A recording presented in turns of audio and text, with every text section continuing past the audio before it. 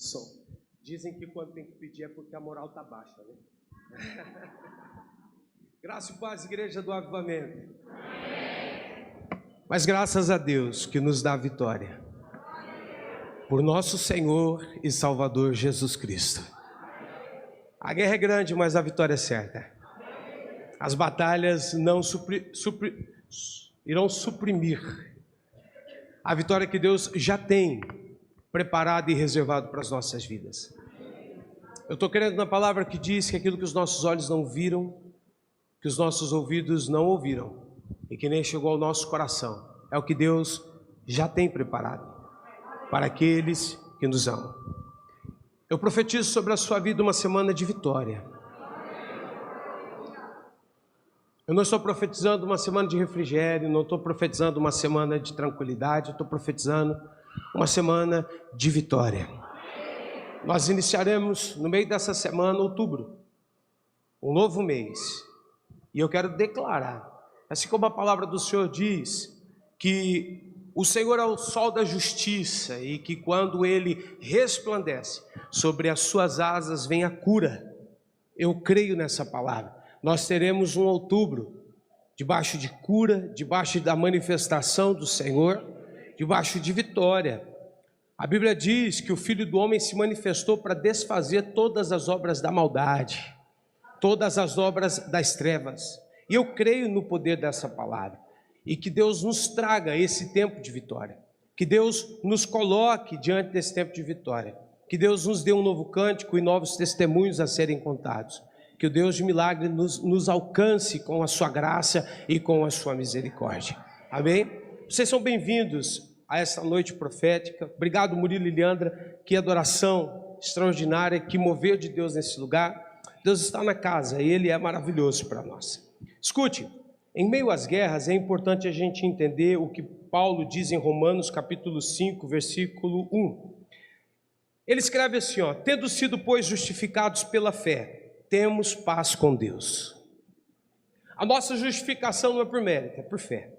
A nossa justificação não é por aquilo que poderíamos dar ou entregar a Deus. Deus nos conhece, como disse o salmista, Ele conhece a nossa estrutura, e conhecendo a nossa estrutura, Ele sabe que nós somos pó. Do pó da terra nós viemos, ao pó da terra nós retornaremos. Essa é a nossa estrutura. Quando a Bíblia fala assim, ela remete ao quão frágeis nós somos. Obrigado, Lídia. Ao quão frágeis nós somos, ao quão limitados nós somos, ao quão dependentes de misericórdia, de graça, de uma intervenção divina nós somos. O que é a nossa vida, disse Tiago? É como um vapor de água, que ao mesmo tempo que aparece, logo se desvanece. Isso é a vida. Nós somos, através da palavra, incentivados a nos dispor de toda a vaidade, de todo nível de vaidade. Por quê? Porque nós conhecemos a nossa estrutura, conhecemos as nossas limitações. Então, quando nós falamos de sermos justificados, logo entendemos que não há mérito em nós, de forma alguma, para que fôssemos justificados. Mas já que a graça se manifestou em nós, já que o favor que nós não merecíamos nos alcançou e fomos justificados, agora temos paz com Deus.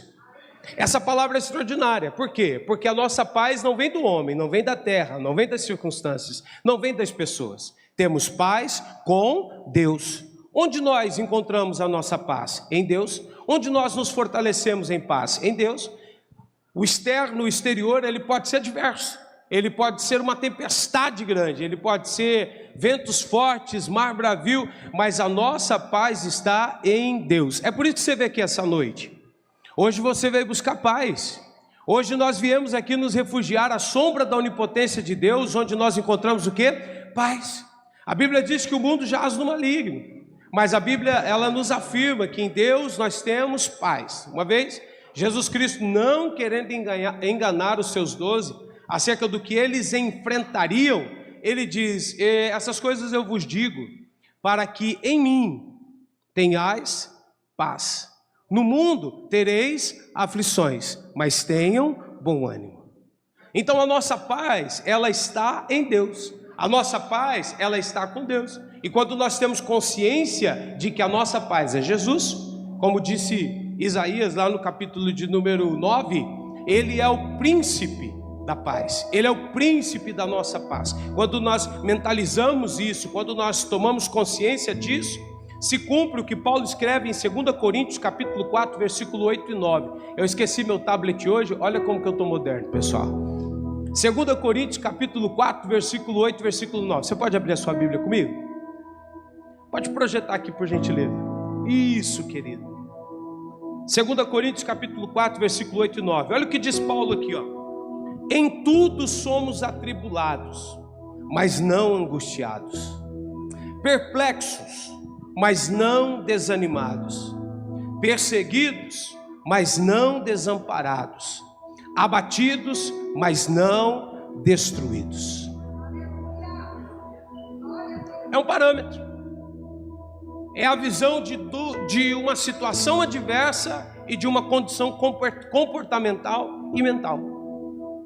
Sabe, em tudo somos atribulados. Jesus falou que nós não seríamos atribulados? Não. Jesus falou que nós seríamos livres das tribulações? Não. Pelo contrário, Salomão em sua sabedoria diz que o que sucede ao ímpio sucede ao justo. Em tudo somos atribulados. A tribulação existe. A tribulação é presente. A tribulação nos cerca. A tribulação quer tomar o nosso coração, quer tomar a nossa alma, quer tomar a nossa mente. Mas escute, a nossa paz está em Deus. Então, quando a nossa paz está em Deus, em tudo somos atribulados, mas não angustiados. Eu posso estar atribulado, mas não tem angústia no meu coração. Eu posso estar passando por grandes tribulações, mas o meu coração tem paz. Paz em Deus. Posso estar perplexo diante das atrocidades, diante das malícias, das adversidades, da malignidade do coração do homem, mas no entanto, não me vejo desanimado em tempo algum. Perseguidos, mas não me sinto desamparado, abatidos sim às vezes, mas destruídos jamais. Por quê? Justificados pela fé, temos paz com Deus. Justificados pela fé, temos paz comigo. Com Deus. Você pode repetir comigo? Justificados pela fé, temos paz com Deus. Justificados pela fé. Mais uma vez. Justificados, diga para quem está do seu lado, temos paz com Deus. Essa paz, ela é produzida debaixo de um princípio poderoso, sabe qual? Confiança. A minha paz com Deus, ela é medida pela confiança que eu tenho nele. Nós estamos enfrentando um nível de batalha espiritual. Nós estamos diante das nossas guerras, mas escute, diante das guerras, em meio às guerras, é preciso confiar em Deus. E confiar em Deus, além das parcialidades, sem nenhum nível de parcialidade. Confiar em Deus de forma total. Nós temos paz com Ele, porque confiamos que só Ele pode nos livrar, só Ele pode nos fazer vencer. Não foi o que Josafá disse em 2 Crônicas 20, Senhor, os moabitas e os amonitas estão vindo contra nós. Eles separados já são um grande exército, juntos são um exército ainda maior. Nós somos pequenos, porém diante dessa batalha, os nossos olhos estão fixos no Senhor. O nosso olhar e a nossa espera, a nossa confiança, ela está fixa no Senhor. O que Josafá está dizendo? Eles são infinitamente maiores do que nós, mas tendo confiança nele, tendo paz nele, sabemos que ele pode nos livrar, sabendo que ele pode nos fazer vencer. Então, nós estamos diante de um momento em que confiança é a palavra de ordem. Confiança precisa ser a palavra a dominar o nosso coração, o nosso pensamento, o nosso entendimento, a nossa alma. É o que vai colocar a nossa alma no lugar dela, na centralidade dela. Confiança é o que não nos fará estar angustiados em meio às tribulações. É a palavra que não nos deixará estarmos desanimados diante das perplexidades, desamparados diante das perseguições e destruídos diante do abatimento dos nossos corações e sentimentos. Eu tenho uma palavra de Deus para você essa noite: confie no Senhor, mas não de maneira parcial. Confia no Senhor de forma total. A palavra de ordem para hoje, para amanhã, para essa semana, para outubro é: confia no Senhor, só Ele pode nos livrar, e Ele livra. Confia no Senhor, só Ele pode nos fazer vencer as guerras e batalhas, e Ele faz vencer. Ele nos faz vencer. O sentido bíblico da palavra confiança é descansar sabendo que Deus é fiel, mesmo quando as circunstâncias parecem contrárias. É por isso que Salomão em Provérbios 3:5 vai dizer assim, confia no Senhor de todo o seu coração, e não te estribes no teu próprio entendimento. Confia no Senhor de todo o teu coração e não se apoia no seu próprio entendimento. Confiança diante da Bíblia não se baseia em sentimentos, não se baseia nas nossas emoções, mas se baseia em olhar em Deus e dizer: Ele não muda. O caráter de Deus, Ele é imutável. Malaquias diz: porque o Senhor não muda, é por isso que os filhos de Jacó não são destruídos, é por isso que existe longanimidade para que eles se transformem em Israel. Há esperança para que um Jacó seja transformado. Por quê? Porque no caráter imutável de Deus, Ele permanece sendo o mesmo, Ele permanece embasado na sua bondade, no seu poder, na sua fidelidade. E confiar em Deus é colocar os nossos sentimentos de lado, colocar a nossa mentalidade fraca, humana, de lado, e confiar e se basear no caráter imutável. Escute, Deus permanece o mesmo que deu vitória para Israel, o mesmo que deu vitória para Jesus Cristo, o mesmo que deu vitória para a igreja primitiva, o mesmo que fez o evangelho chegar até aqui, depois de tantos anos, sem mídia, sem conexões, sem grandes poderes, o mesmo que fez e continua fazendo e ainda fará, porque o seu caráter é imutável. Justificados pela fé, temos paz com Deus e a nossa confiança permanece nele. Confia em Deus, meu irmão. Confia em Deus, minha irmã.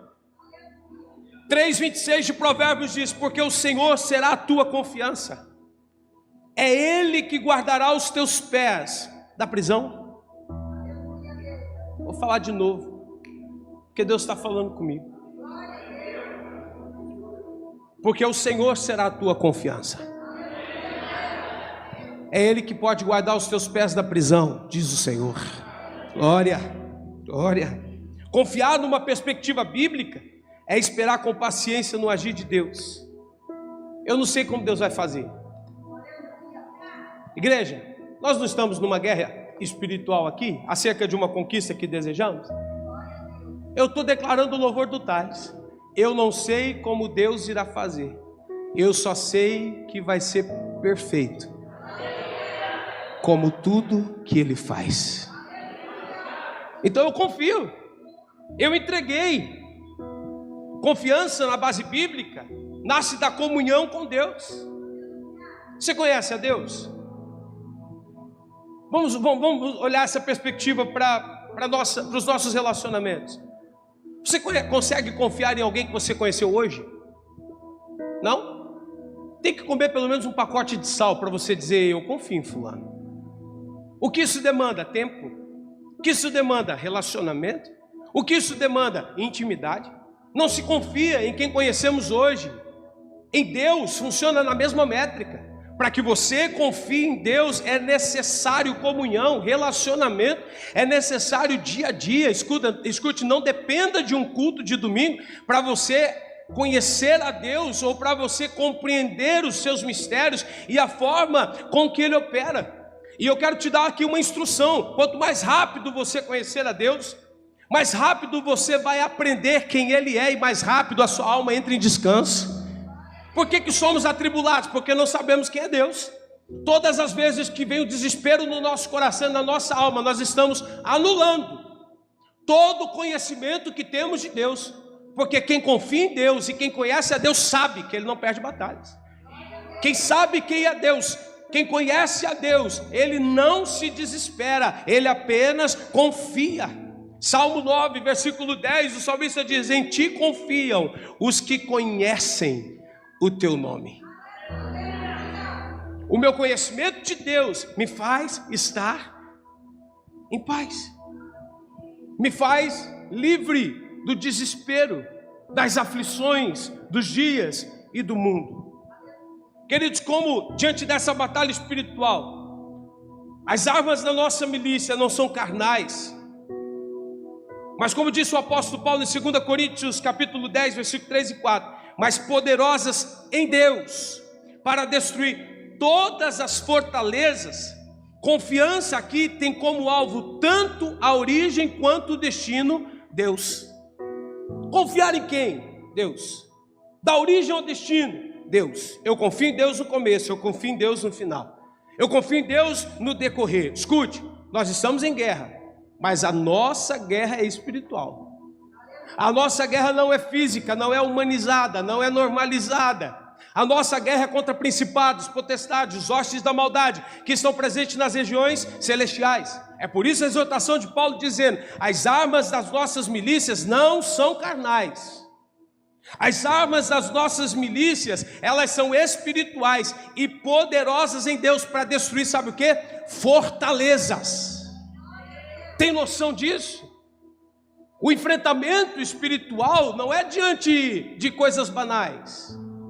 É por isso que a resistência é grande. Nós espiritualmente estamos lutando contra fortalezas. E é por isso que a nossa confiança em Deus, em meio às nossas guerras e às nossas batalhas, é o que vai nos trazer paz, é o que vai nos trazer sentimento de vitória, é o que vai nos elevar. Jericó é dada nas nossas mãos, mas há muralhas, as portas estão fechadas, ninguém entra, ninguém sai, mas durante 6 dias vocês vão dar uma volta, no 7º dia vocês darão 7 voltas, e na 7ª volta vão tocar as buzinas, na 7ª volta vão gritar, na 7ª volta vai trazer uma expressão de fé, e quando fizerem isso, as muralhas virão ao chão, porque a vitória está depois da muralha. A vitória está ao acessar Jericó, a vitória está ao entrar dentro desse território que é recluso. Então entenda, Deus nos deu armas espirituais para destruir fortalezas espirituais. Confiar em Deus é entender que mesmo havendo uma grande e forte resistência, nós vamos vencer e vamos destruir essas fortalezas. Confie em Deus. Confie em Deus, confie em Deus. Jeremias capítulo 17 fala da confiança de forma metafórica, usando 2 árvores como símbolo. No capítulo 17, lá no versículo 5, 6, 7 e 8, Jeremias ele vai dizer que confiar em Deus é não confiar em si mesmo. Confiar em Deus é deixar de acreditar na força do seu braço. Há 2 formas de nós exercermos confiança na vida: ou você confia em você, ou você confia em Deus. Você pode dizer isso para quem está do seu lado? Ou você confia em você, ou você confia em Deus. Põe aqui para mim 17:5 de Jeremias, por gentileza. Vamos lá. Assim diz o Senhor: maldito o homem que confia no homem e faz da carne o seu braço e aparta o seu coração do Senhor. Aqui Jeremias está falando de que maldito será o homem que confiar nele mesmo. Não tem nada de terceirizar a conversa, ok? Não, eu fui traído, eu sofri uma perseguição, mas a Bíblia já diz: maldito o homem que confia no homem. A Bíblia não está falando de terceiros, a Bíblia está falando de si mesmo. Então ele está dizendo: maldito será o Felipe se ele confiar nele mesmo, se ele confiar na sua própria força, se ele confiar na força do seu braço. E aí ele traz a analogia, a metáfora, relacionando essa pessoa que confia nela mesmo como uma árvore. Está no versículo 6, por gentileza. Porque será como a tamargueira no deserto. Quais são as características dela? Não vê quando vem o bem. Antes morará nos lugares secos do deserto, na terra salgada e inabitável. Olha que coisa terrível. O homem que confia nele mesmo é como uma tamargueira, uma árvore típica do deserto. Quais são as características dela? Ela nunca consegue perceber quando vem o bem. É uma visão negativa. É uma visão, eu vou dizer, tá? Miserável das coisas. Porque quando eu não enxergo bem, eu não sou agradecido.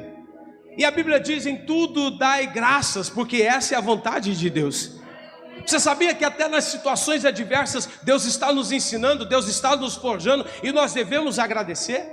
Mas uma pessoa que confia nela mesma, ela não consegue ser grata. Uma pessoa que confia nela mesma, ela não consegue enxergar o bem. A visão dela é totalmente distorcida e negativa. E aí se cumpre o que Jesus falou: se os seus olhos forem bons, você tem luz. Mas se os seus olhos forem maus, o seu corpo é tenebroso. O que Jesus está dizendo? Que tudo pode se mover à medida da sua visão, a perspectiva do seu olhar. Existem pessoas que têm um olhar negativo em tudo. Até nas coisas boas, ele não consegue reafirmar. Ele sempre tem um mais. Mas, né, tá legal, mas... Não, tá bacana, mas podia ser melhor, podia ser diferente, podia... São pessoas que normalmente confiam em si mesmas. São pessoas que normalmente colocam o seu braço à frente de tudo. A Bíblia está dizendo: você será maldito. Escuta, pessoas que andam nessa negatividade, elas não conseguem encontrar soluções diante dos seus problemas. Por quê? Porque estão em trevas.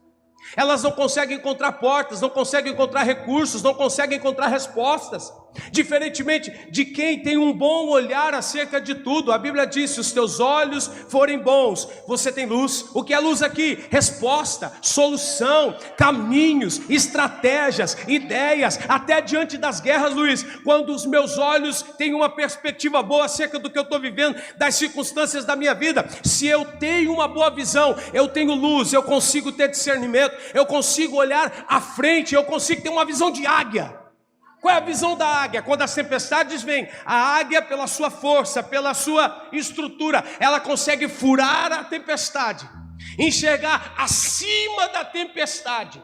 Quando essa tempestade para, ela consegue retornar ao seu habitat. Essa é a visão que Deus quer nos dar.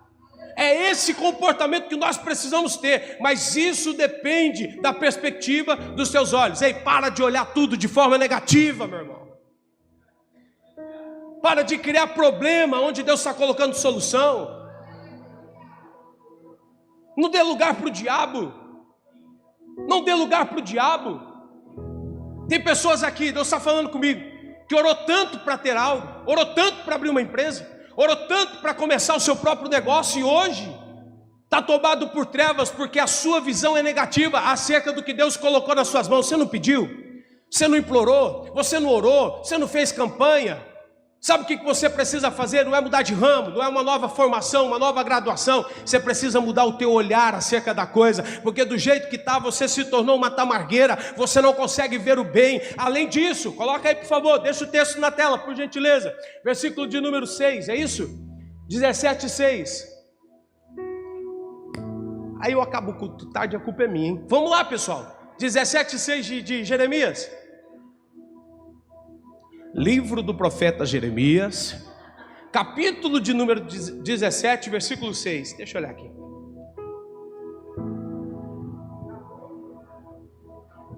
Porque será, travou?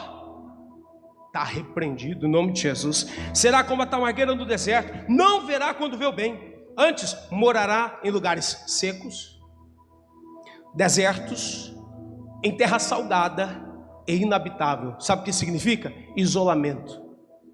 Sabe o que isso significa? A falta de companheirismo, de hombridade. Irmãos, ninguém gosta de quem fica reclamando da vida.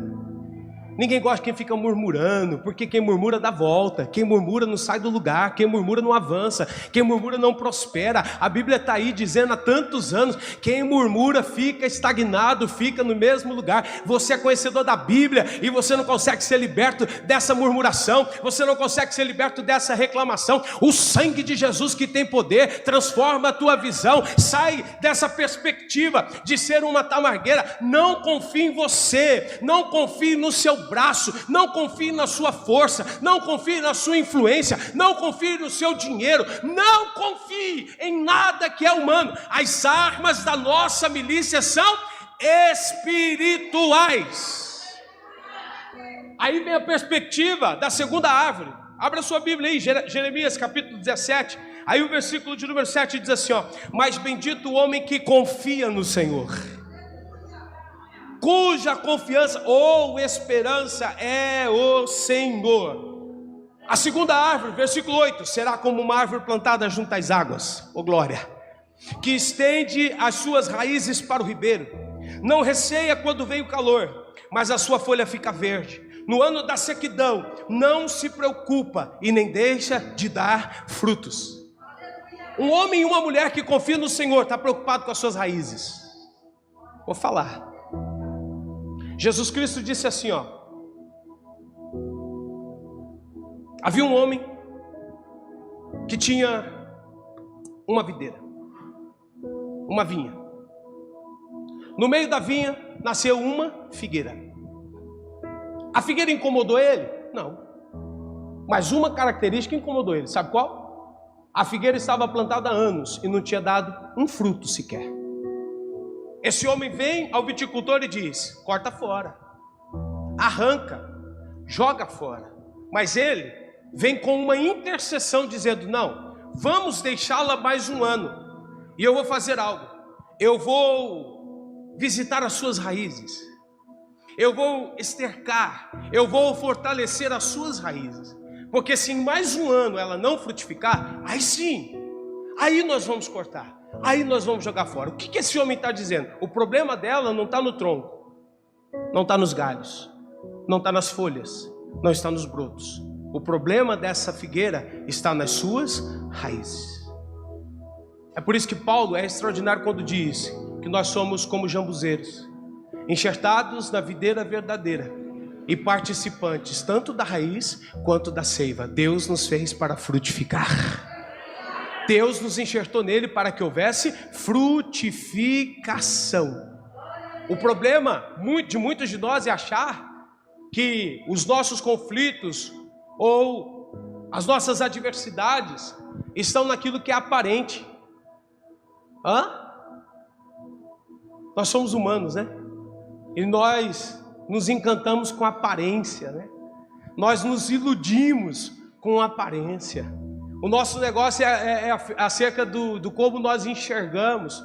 A preocupação de muita gente é como ela está sendo vista, como as pessoas estão lendo ela. Nós estamos preocupados com o quê? Com a aparência. Escute, a aparência é o de menos. Porque aquela outra figueira que os discípulos de Jesus viram de longe, parecia ser uma árvore frondosa. Ela tinha flores, ela tinha florescido, ela estava com características de uma figueira frutífera. Mas quando Jesus chega próximo, junto com seus discípulos, e olha para ela, não havia frutos, ela só tinha aparência de frutífera. Jesus amaldiçoou a figueira e no dia seguinte ela está seca. Ei, diga para quem está do seu lado: não se iluda com aquilo que os teus olhos dizem. Diga: se preocupe com as suas raízes. Se preocupe com as suas raízes. Se preocupe com as suas raízes. Quem confia, pastor Jean, quem confia no Senhor é como uma árvore plantada junto às águas, que faz o quê? Que estende as suas raízes até o ribeiro, que é alimentada pelo ribeiro. Escute, confiar em Deus é ter as suas raízes profundas no ribeiro. Confiar em Deus é procurar profundidade até encontrar o ribeiro. Procurar profundidade é sair da superfície. Procurar profundidade é sair do raso. Procurar profundidade é buscar o quê? Estabilidade. Até que 92:10 de Salmo se cumpra, porque o justo, ele florescerá como palmeira e como cedro do Líbano. Duas árvores que têm como características essenciais a sua raiz ou seu enraizamento. A palmeira, ela busca raízes profundas de modo... Não sei se você já ouviu aquela analogia do crente e a palmeira, o cristão e a palmeira. As suas raízes são firmes, suas raízes são fundas. Há uma característica: diante de ventos fortes e de grandes tempestades, essa palmeira enverga, e ela enverga de uma forma que parece que ela vai quebrar, parece que ela vai cair, parece que ela vai tombar, mas ela fica envergada até o vento finalizar. Quando o vento se encerra, ela toma o curso normal. O que faz a palmeira não quebrar, não envergar, são as raízes profundas. Ela resiste à tempestade, ela resiste ao vento forte, ela resiste à batalha espiritual, ela resiste à provação. Escute, não se preocupe com os seus galhos, porque nos ventos fortes eles quebram. Não se preocupe com a sua aparência, porque diante dos ventos fortes elas se abatem. Se preocupa com as suas raízes. Sabe por quê? Porque raízes buscando o ribeiro, buscando o fortalecimento do Senhor. Pode vir o vento forte, pode vir a adversidade, ela pode parecer que será vencida, mas quando o vento passa, ela toma o curso normal, porque ela está profunda nas suas raízes. Cedro do Líbano, 3 anos para brotar. Lança semente, cultiva a semente.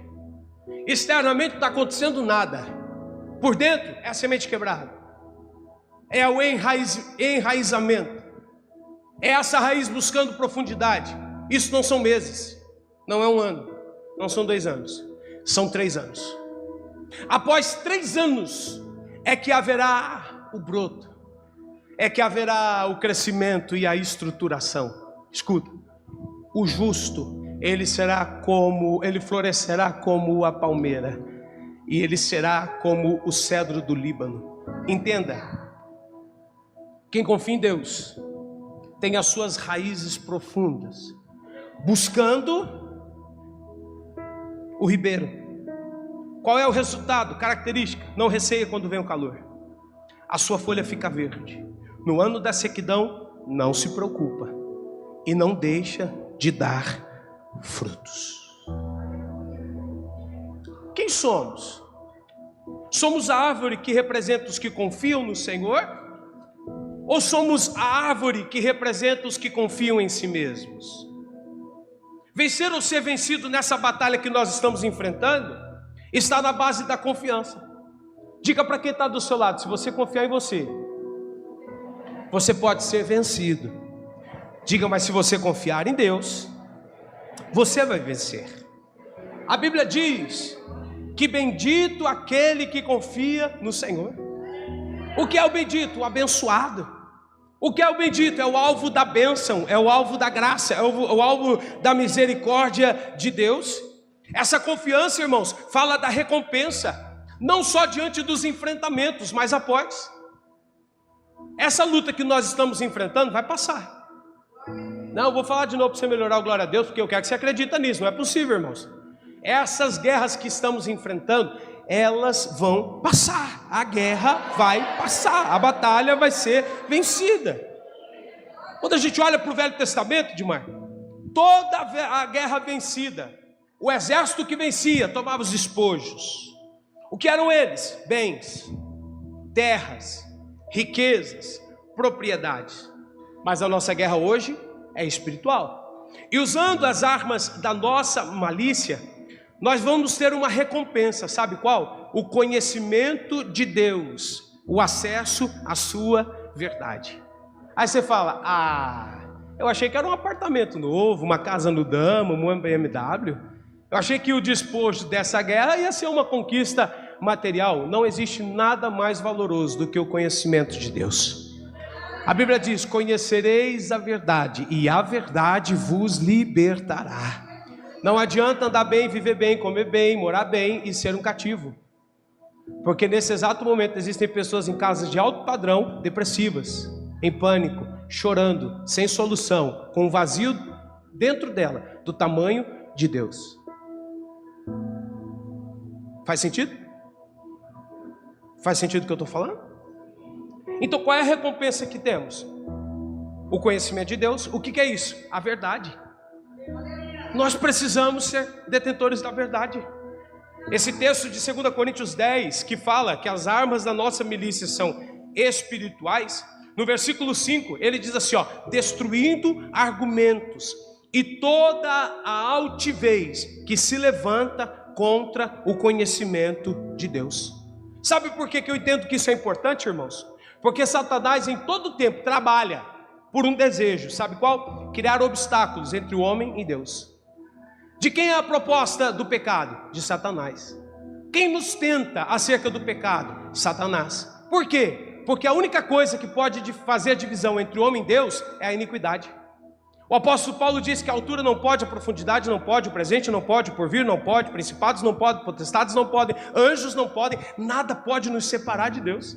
Mas se eu não me engano, em 59:2 de Isaías, a Bíblia diz que são as nossas iniquidades que fazem divisão entre nós e o Senhor. Quem propõe a iniquidade? O diabo. Por quê? Porque ele quer criar um obstáculo entre você e Deus.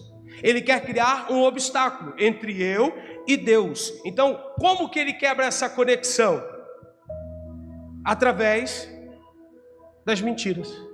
O pecado é uma estratégia, mas eu vou usar mentira hoje como uma das principais estratégias do diabo para criar um obstáculo entre você e Deus.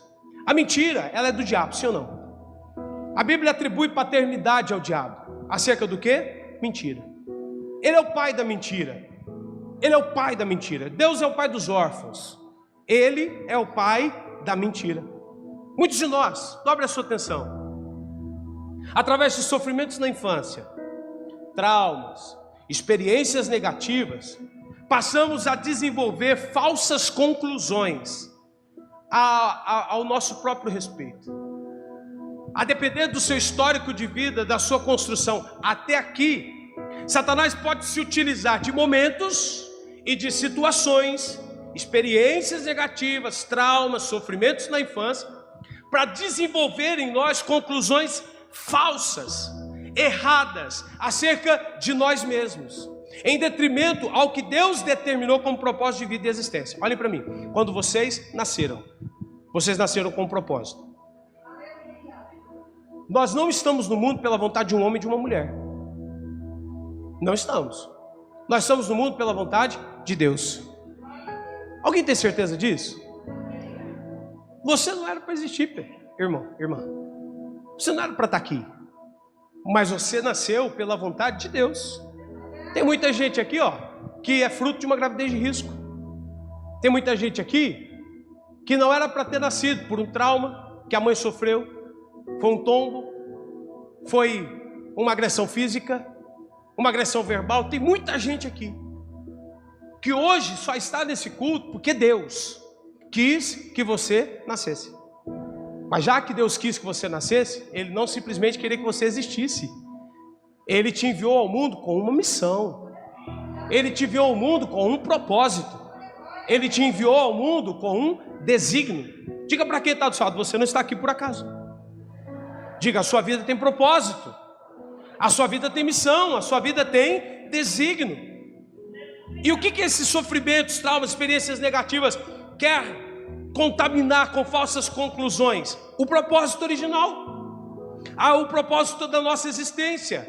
Então, quando nós olhamos 2 Coríntios 10, Paulo está dizendo que quando nós acessamos o conhecimento de Deus, tudo bem, pessoal? Vocês estão bom? Estão entendendo a palavra? Tem certeza? Tá interessante a mensagem? Então vocês não conversam não, pessoal. Eu vou ver aqui a mensagem, em nome de Jesus. É porque quando a gente entra nesses meios, Satanás quer distrair a gente. Quando a gente perder a palavra, você não entra dentro daquilo que Deus quer. Ouça, escuta. Quando nós acessamos o conhecimento de Deus, nós destruímos as fortalezas, disse Paulo.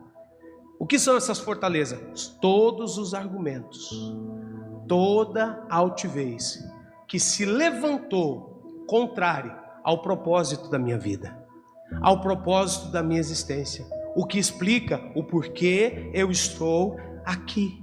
E é isso que temos como despojo dessa batalha espiritual. Você vai sair dessa batalha espiritual tendo uma clareza maior de quem é você.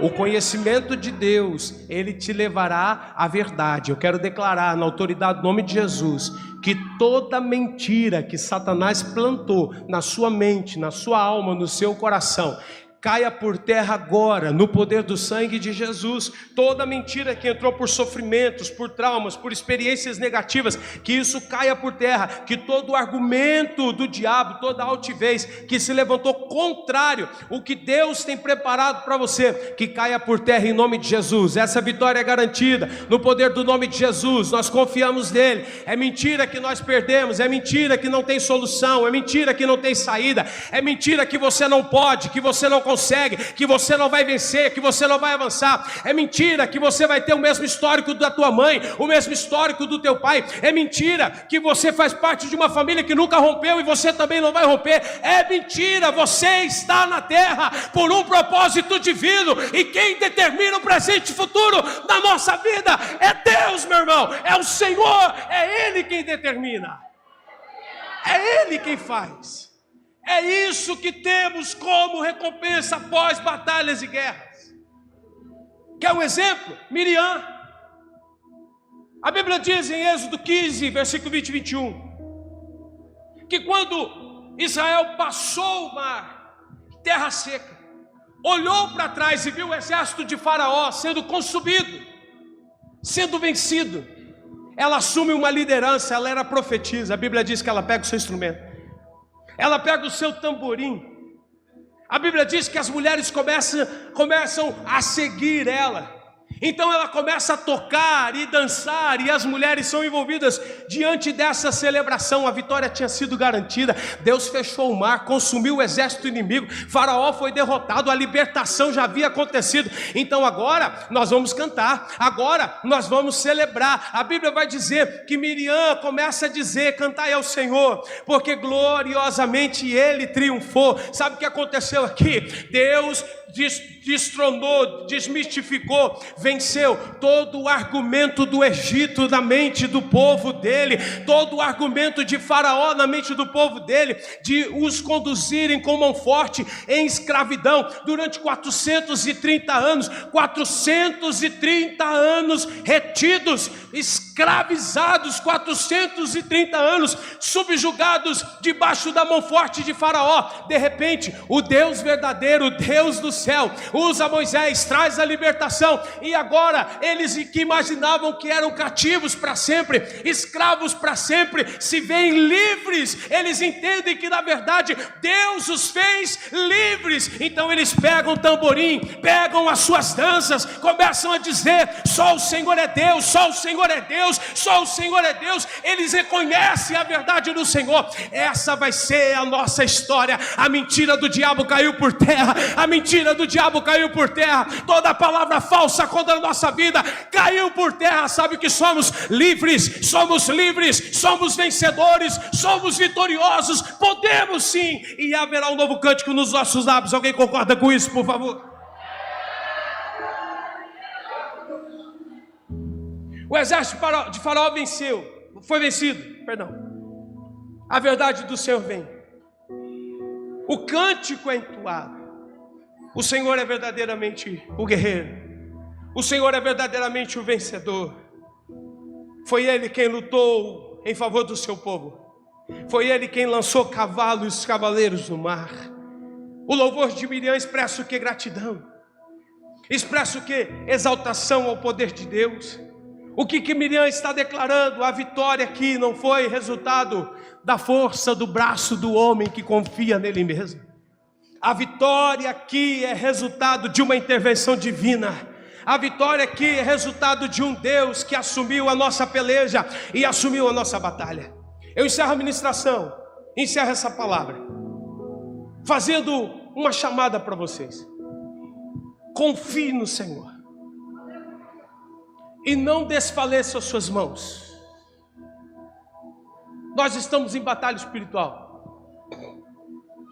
Não esteja rendido, não se sinta vencido, permaneça no estágio que Deus nos encontrou dentro dessa batalha. Faz como Moisés em Êxodo capítulo de número 17, quando o exército de Israel enfrentava os amalequitas no deserto.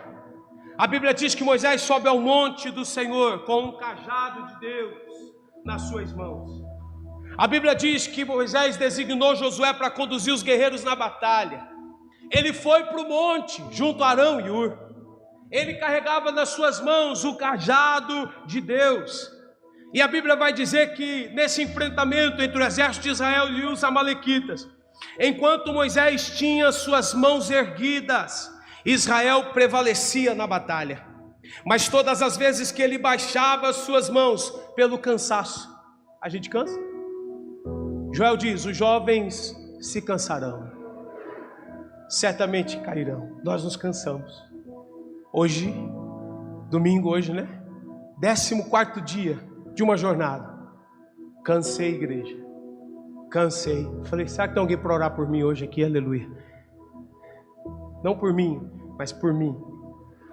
Meu Deus, quando Moisés, pelo cansaço, abaixava suas mãos, a Bíblia diz que o exército dos amalequitas ganhavam força, avançavam contra o exército de Deus. É por isso que Arão e Ur, cada um toma um lado das mãos de Moisés, sustenta os seus braços levantados. A Bíblia diz: até o pôr do sol, foi o dia todo. Mas ao final do dia, por ter Moisés as mãos levantadas, Deus deu vitória para o exército de Israel. Levanta suas mãos e permaneça com elas levantadas. É uma metáfora, pessoal, assim, espiritualmente. Permaneça com as suas mãos levantadas. Sabe o que eu estou dizendo? Nós estamos em guerra, não abaixa as mãos. Quando as minhas mãos estão levantadas, sabe o que eu estou falando, Abner? Eu dependo do Senhor. Se fosse pelas minhas mãos, eu ia para a guerra com elas. Se a vitória dependesse da minha força, eu utilizaria as minhas mãos, os meus braços, a minha força para ir lutar. Mas como não depende das minhas forças, eu levanto, suplico, peço misericórdia.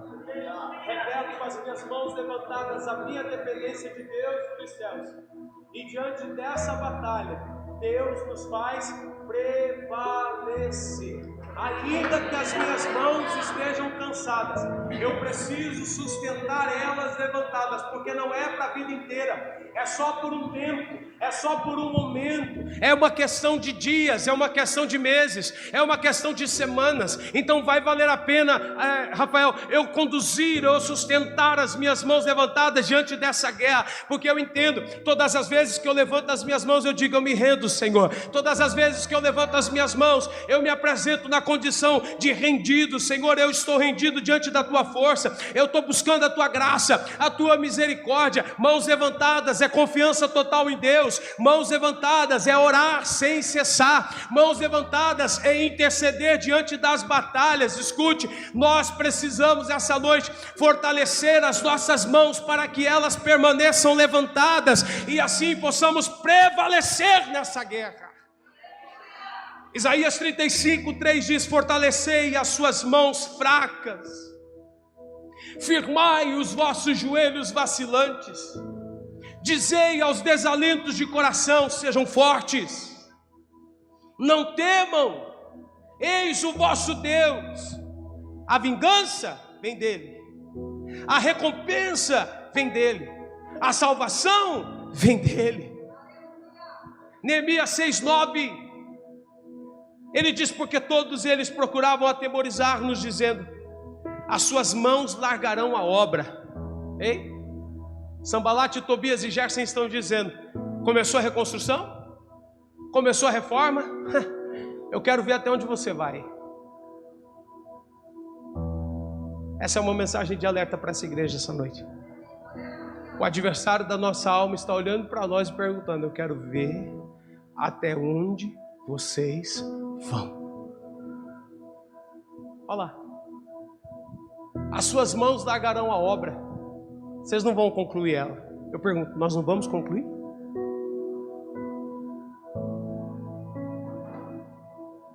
É mais uma mentira de Satanás.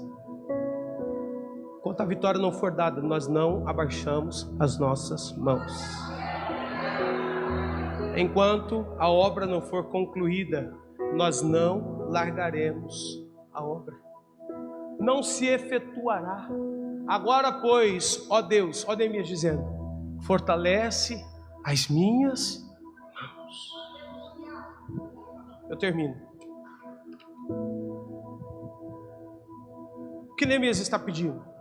Força para continuar. Força para terminar. Força para vencer a ameaça. Força para vencer os ataques na mente. Forças para vencer o desânimo. Força para vencer o cansaço. Escute, os inimigos querem frustrar a obra concluída, mas nós não estamos ouvindo a voz do inimigo. Nós estamos clamando a Deus e pedindo: Senhor, ó Deus, fortalece as nossas mãos. Vamos avançar? Vamos avançar? Até que a vitória seja dada, vamos avançar. Uns confiam em carros e cavalos, nós fazemos menção do nome do Senhor. Provérbios diz: os homens preparam os cavalos para a guerra, mas é do Senhor que vem a vitória. Ei, há poder no nome de Jesus. Há poder no nome de Jesus. Há poder no sangue de Jesus. As armas da nossa milícia são espirituais. As armas da nossa milícia são espirituais e elas são poderosas para destruir todas as fortalezas que nos impedem de atingir o conhecimento de Deus e descobrirmos quem de fato nós somos. Olha para mim, você é um guerreiro, meu irmão. Você é uma guerreira. Você nasceu para dar certo. Você nasceu para vencer. Tem uma história muito linda de Deus em você, na sua vida. Só que Satanás sabe o potencial que Deus colocou em você. É por isso que ele insiste nas suas mentiras. Você não é o que o diabo disse. Você não é o que as dores disse. Você não é o que os seus traumas disseram. Você não é o que as aflições que te atingiram ao decorrer da sua vida tentaram te definir. Você é o que Deus determinou que você seria. Você é alguém que nasceu para dar certo, para vencer. É igual Jabes. Nós falávamos aqui na oração, acho que foi o Marcos que trouxe a palavra de Jabes, né, Marcão? Foi isso? É uma genealogia. E foi fulano, filho de Beltrano, filho de Ciclano, e vem. De repente fala, e foi Jabes, mais ilustre que todos os seus irmãos. Por quê? Porque tendo um decreto de dores, um dia ele decidiu entrar na presença do Senhor e orar. E pedir que esse decreto, sabe, o nome Jabes significava com muitas dores o tive. Era a característica do seu nascimento. O decreto que havia sobre o seu nome era um decreto de dores. Mas por que ele se tornou mais ilustre? Porque ele renunciou. Ele clamou a Deus buscando que esse decreto de dores fosse mudado, fosse convertido. Ele disse: se o Senhor me abençoar, se o Senhor ampliar os meus termos, se o Senhor me prosperar, ele faz um clamor. E Deus responde o clamor dele. O trauma não te define. As dores não te definem. O seu sofrimento não te define. O mundo não te define. O diabo não pode te definir. Só quem pode te definir foi quem te criou. Quem te criou, minha irmã, foi Deus. E é Ele quem definiu qual seria a sua história. Eu quero profetizar que o fim das coisas será melhor do que o começo na sua vida. Porque o fim será diante de verdades e não de mentiras. O começo pode ter começado com grandes mentiras, mas no final, ao caminhar para o final, já que Jesus entrou na nossa vida e hoje estamos justificados pela fé e temos paz com Ele, nós teremos a revelação da verdade, de quem somos, de quem nascemos para ser e do que Deus tem para as nossas vidas. Se coloque de pé. Eu vou fazer 2 momentos e o Murilo vai cantar para nós. Você vai cantar.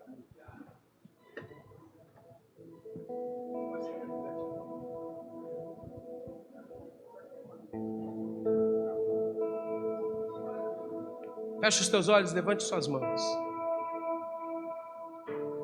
Repita comigo. Eu renuncio toda mentira de Satanás, das minhas dores, dos meus traumas, das minhas experiências negativas, que Satanás tem usado como argumento para me enganar para mentir para mim, para me iludir quanto ao meu propósito original. Diga hoje, eu busco o conhecimento de Deus, o conhecimento da sua verdade. Diga, Espírito Santo, me revela, me mostra, fala comigo qual é a verdade do meu propósito, da minha existência. Diga, Espírito Santo, eu preciso saber qual é a verdade do porquê eu estou aqui, qual é a minha identidade, qual é o meu destino profético, qual é a minha missão. Diga, eu renuncio à mentira e eu recebo a verdade. Diga, eu renuncio à falsidade e eu acesso a verdade. Diga, eu declaro sobre a minha vida a verdade de Deus. Diga, Senhor, eu confio em Ti de forma total. Diga, eu espero por Ti. A minha confiança está no Senhor. Diga, Espírito Santo, fortaleça as minhas mãos para que elas sejam sustentadas até que a vitória seja dada. Diga, eu levanto as minhas mãos e declaro vitória, Senhor. Diga, eu sustento elas erguidas, levantadas, até que a vitória seja dada. Diga, eu prevaleço, Senhor, diante dessa batalha. Eu não desisto. Satanás não terá argumento contra a minha vida. Diga, eu não vou largar essa obra, Senhor, até que ela seja completa. Eu não vou desistir dessa batalha até que a vitória seja dada. Diga, Senhor, Senhor Jesus, fortaleça as minhas mãos na batalha, fortaleça os meus braços levantados dessa peleja. Permaneça com as suas mãos levantadas. Sustenta as suas mãos levantadas. Sustenta as suas mãos levantadas.